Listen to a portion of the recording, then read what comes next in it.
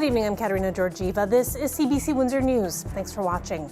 Tonight, growing tensions around the downtown mission. Plus, we'll hear from Lana Payne tonight on the future for Windsor Assembly Plant workers, due for an update on their collective agreement this year. A big win for the St. Clair Saints. Next, they're off to the Nationals. And from BC to southern Ontario, this cat is hoping to reconnect with her West Coast owners. Windsor's largest emergency shelter is preparing for a public meeting tomorrow night after neighbors aired their frustrations with how the area has changed since the shelter's centralized programming. The CBC's TJ Deere now with a look at the concerns ahead of a meeting the downtown councillor hopes will help find solutions. Downtown Councillor Ronaldo Agostino is organizing a town hall tomorrow night. He says the time for nearby residents to air their grievances has passed and that it's time for the city and the mission to fix the area he calls a dumpster fire. Now, nearby residents have had to put up with a lot: break and enter attempts by patrons, drug consumption, and lots of garbage left on their properties. One neighbor I spoke with said he posted 2 videos on YouTube of what typically happens, but he took them down after patrons seemingly targeted him and his home. Now, this location has been primarily used as an emergency overnight shelter. He says things got worse once the mission's food bank moved here permanently last year. February of last year is when we took possession of our home, and everything was absolutely fine. It was just normal downtown stuff until June, when the mission relocated all their services there. The mission says they sympathize with their neighbors and they're trying to solve the problem as best they can with what they have.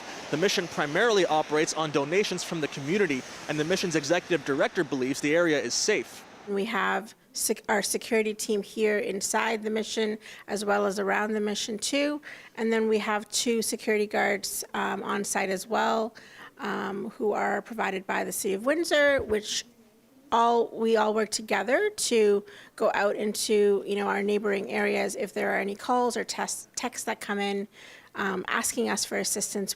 A person who uses the mission told me that mission staff are underpaid and overstressed, and that not every patron is grateful for the services the mission provides. She also said that not everybody is causing trouble for the neighbors. It's just a small group of people in whom aren't getting the proper help that they need, like mental health services and drug addiction services, that are causing the problem for everyone, which is causing everyone else and whom really do need the services to lose out.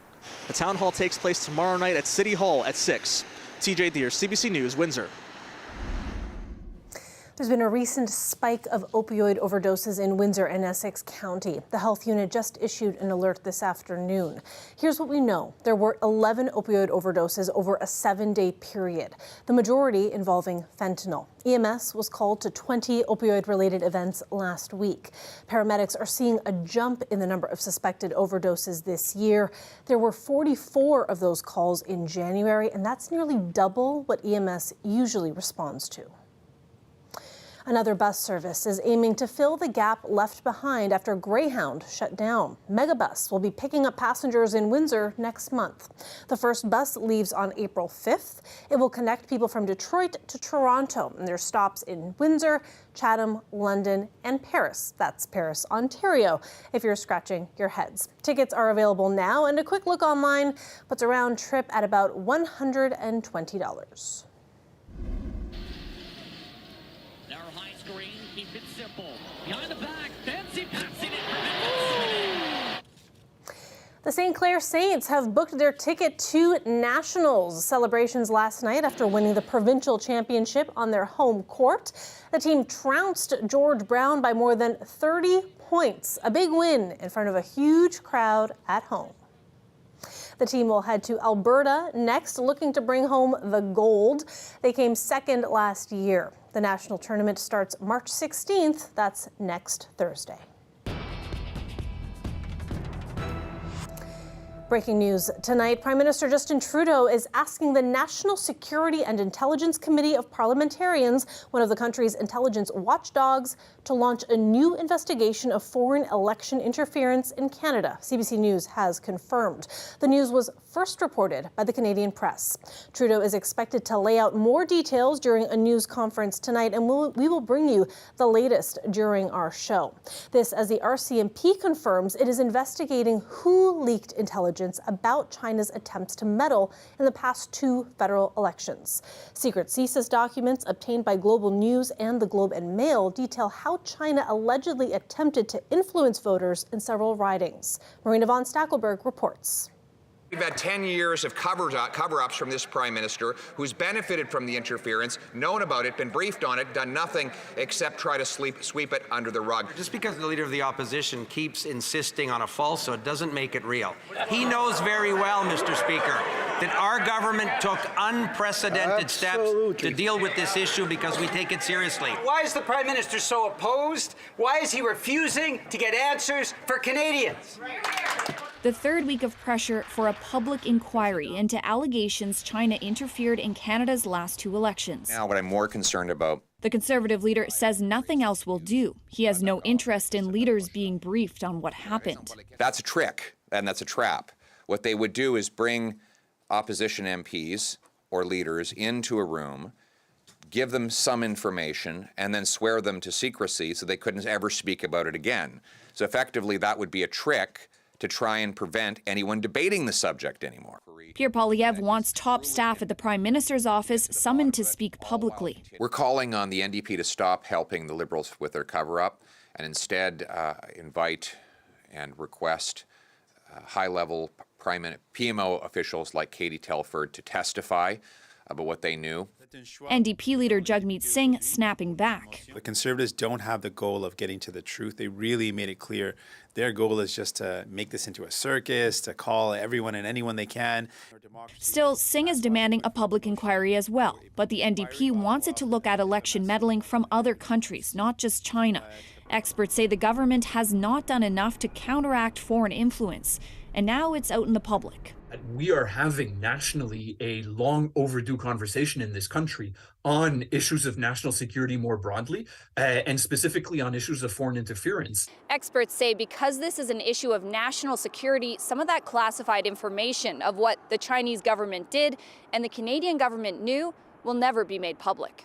Marina von Stackelberg, CBC News, Ottawa. The Prime Minister is expected to address those calls and lay out the details of an investigation at a press conference this hour. We will share those details as they come in. Meanwhile, here in Windsor, Unifor's national president, Lana Payne, has her eyes on the Stellantis assembly plant. The plant will go through retooling this year as it prepares to build electric vehicles. Workers will also have a chance to retool their collective agreement. The one they agreed to in 2020 will end this year. Here's what Payne is focusing on. We're in a unique situation actually right now where normally you go into bargaining and you're fighting for product, but we've already had product placement. So it's about the retooling, how long plants are going to be shut down, how we can minimize that retooling process. And then for our folks in the auto parts sector, making sure, because some of those jobs are at risk, as we know, because they're working in facilities where the parts will no longer be required in EVs. And so it's really about making sure that those workers can transition to the new jobs of the future. And our auto strategy really lays out how this can happen. And it means having both levels of government, federal and provincial, working strongly to make sure that we're doing a labor market strategy, that people are being able to transition. And also we're matching the skills with the skills that we have with the skills that we need, and making sure that there's training opportunities as well. So that work will continue. And I think it's important that we're also making sure that during this retooling process that we're able to retain workers in these plants, and especially around skilled trades. Everybody knows of some of the shortages that we have there. So we'll be talking to the auto companies about being really having a good retention strategy and making sure that we have a strong collective agreement for workers for the next generation. Ontario's top court has ruled against Premier Doug Ford's government, striking down election advertising rules, calling them unconstitutional. Now the government plans to appeal again. Lorenda Redekop has the story. Everybody gets a tax cut. You get a tax cut. You get a tax cut. The government's rules affected ads like this one by organizations or unions ahead of an election. Your deep cuts to healthcare are making things worse. Before 2021, these third parties could spend up to $600,000 in the 6-month lead up to an election. Then the government stretched that pre-election time to a year with no spending increase. Doug Ford and his government even used the notwithstanding clause to keep it in place after another court ruling found it violated free speech. This appeal court decision found the advertising limits affects voters' meaningful participation in the electoral process. We're really pleased that the Court of Appeal recognized that these restrictions do have an impact on voters' access to information in the lead up to an election, and that the government really hadn't provided any sort of justification for why it was necessary. Never feels good to lose. Finance Minister Peter Bethlen-Falvey responded for the government. I haven't had a chance to review it, nor has our government had a chance to review it, but obviously we're going to review it and look at our options. Late this afternoon, the spokesperson for the Attorney General said the government is disappointed and will be appealing to the Supreme Court of Canada. It's just yet another example of how wrong this government is getting it. When they trample on the democratic rights of Ontarians, they're going to lose, and they're going to lose again and again. And it's time they got the message and stopped wasting millions of dollars that could be spent elsewhere fighting in the courts. I just want to say to the Premier, you know what? Follow the law. Stop wasting our tax dollars on court cases that you continually lose over and over again. The appeal court judges are giving the government 1 year to create new legislation. Lorenta Redicomp, CBC News, Toronto. The province has approved a plan to build a road to potential mining sites in the Ring of Fire. It's 500 kilometers northeast of Thunder Bay and said to be rich in critical minerals. Mining Minister George Peary says the plan was designed and put forward by 2 First Nations in Northern Ontario. The Northern Road Link is expected to help with economic reconciliation for remote First Nations. I respect and admire your vision to grow your communities for youth and the future generations of your people. Our community is very well knit, and we hope that as we move forward, that our community will prosper with the Ring of Fire developments. The minerals are needed for electric vehicle batteries as plants in Ontario, like the one being built here in Windsor, gear up to make them. Mining the area is a direct link to the Premier's plans to make Southern Ontario an EV manufacturing hub. But while it does have the support of 2 First Nations, other communities are still pushing back. Families of children with autism in Ontario say they're having a hard time accessing consistent, reliable, and transparent information about services. The Ontario Autism Program is greatly delayed. It has been over 4 years with 3 different iterations of the program, 3 different ministers, and yet there is still no one regular source of information about all of the changes that have taken place. This is a program that is world leading, that has never been done before, in that we understand or researched, and it is based on research and clinical evidence, and will continue to implement this important program. That's Minister of Children, Community and Social Services Marilee Fullerton defending the Ontario Autism Program. Earlier today, members of the Ontario Autism Coalition were at Queen's Park voicing their concerns with the program. They say communication with families has been poor and that the minister has essentially been ghosting families. The provincial government has been trying to enroll children with autism in a new program since the summer. However, it has been unable to reach its target of providing funding to 8,000 families by the end of the fall. We now want to introduce you to a little cat named BC. She picked up that name by the person who found her near Wallaceburg. Why BC? Well, that's because they think that her owners are in British Columbia. BC has a microchip that a vet was able to run through a system. The vet says the cat's microchip is registered to a rescue organization on the West Coast. They have no idea how she may have ended up in Southern Ontario. There's been plenty of people offering to adopt the cat, according to the pet groomer now looking after her, but they're hoping to connect her to her original owner. So if you know anyone in BC missing a cat that looks like this, please send us an email. And the only other clue that we have to work with is the cat's real name. This little beauty is registered under the name Sister. And speaking of British Columbia, starting next month, that province will pay for birth control medication. It's something healthcare advocates have fought for a long time. But as Yasmin Gandam reports, some people have concerns about privacy. that purchasing contraception before with your own money meant that you weren't tracked in any kind of system. Options for Sexual Health is a nonprofit that works to eliminate barriers people face in accessing sexual health education. They're concerned that people who weren't previously tracked in a system will now be forced into it. So people's identifiers will go into a system to kind of help the government understand how much money they're spending on contraception. But the reality is that for some folks, they don't necessarily want to be in the system. But it's still welcome news for those who have been fighting for it for so long. We were elated because we've been advocating for free, universally accessible contraception in the province for many years.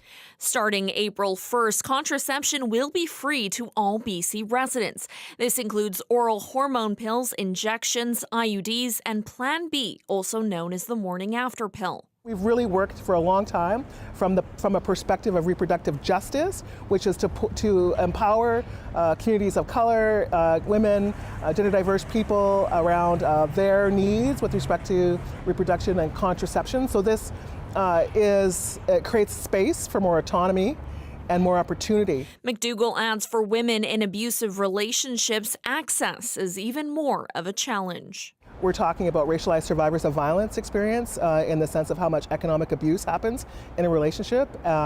And so this potentially removes that impact. The province says residents covered by MSP will initially need to take a prescription from a family doctor to a pharmacist to have the prescription filled starting in April. Pharmacists are going to be authorized to prescribe them as well, making the access easier in that way.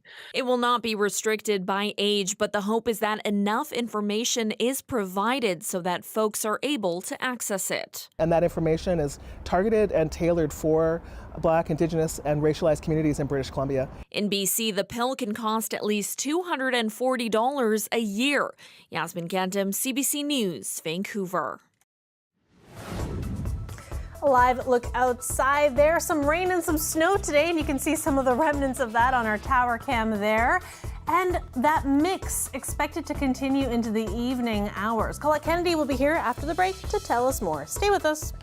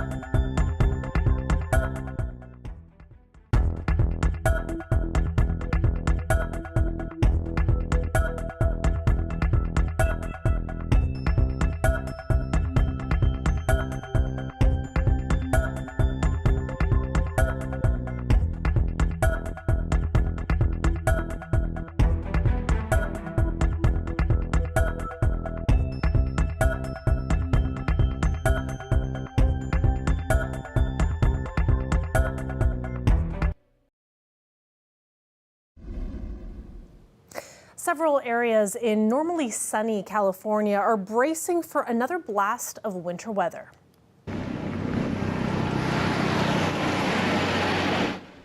Northern parts of the state are under a winter storm warning. Officials say up to a meter of snow could be coming in the next 24 hours. In Southern California, a meter of snow fell on parts of San Bernardino County, east of Los Angeles, over the weekend. Several communities have been snowed in, and a number of highways remain closed. 150 people were rescued on Saturday, and sheriff's deputies have been distributing food to residents.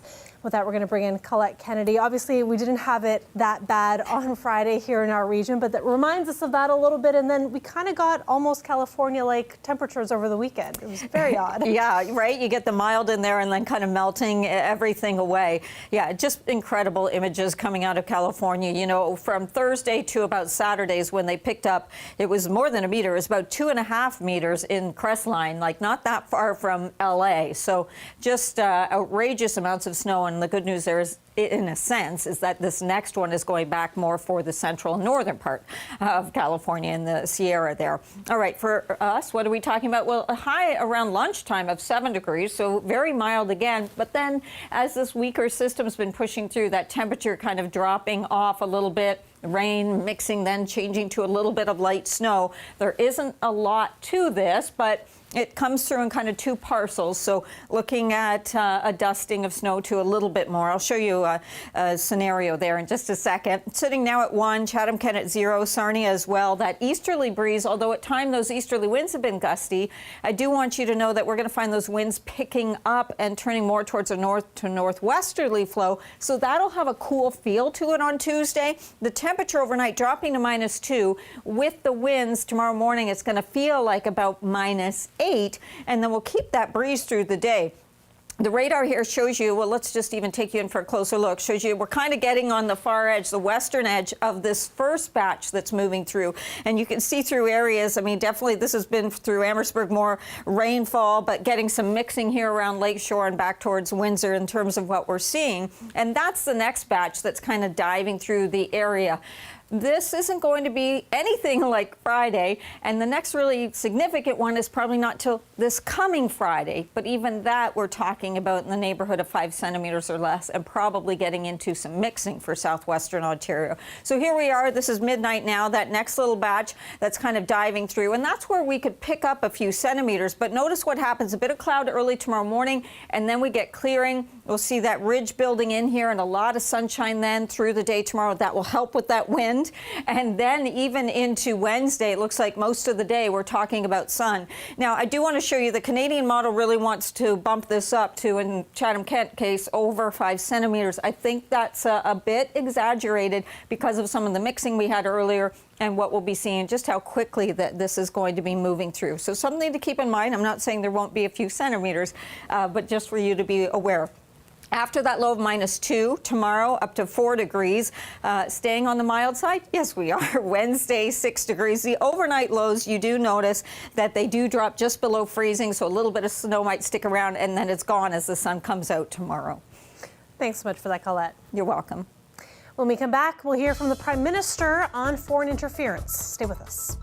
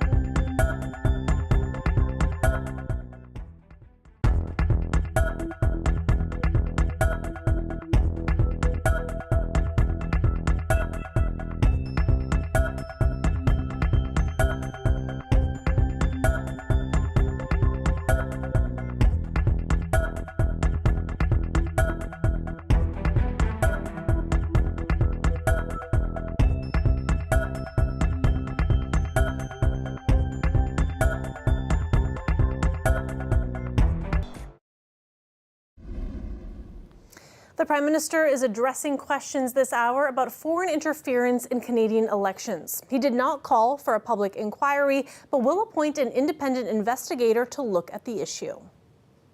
As I've said a number of times, we have a number of bodies, of task forces, of expert groups, from NSICOP to NCIRA to others, who have been tasked with keeping our democracy safe, protecting us from foreign interference.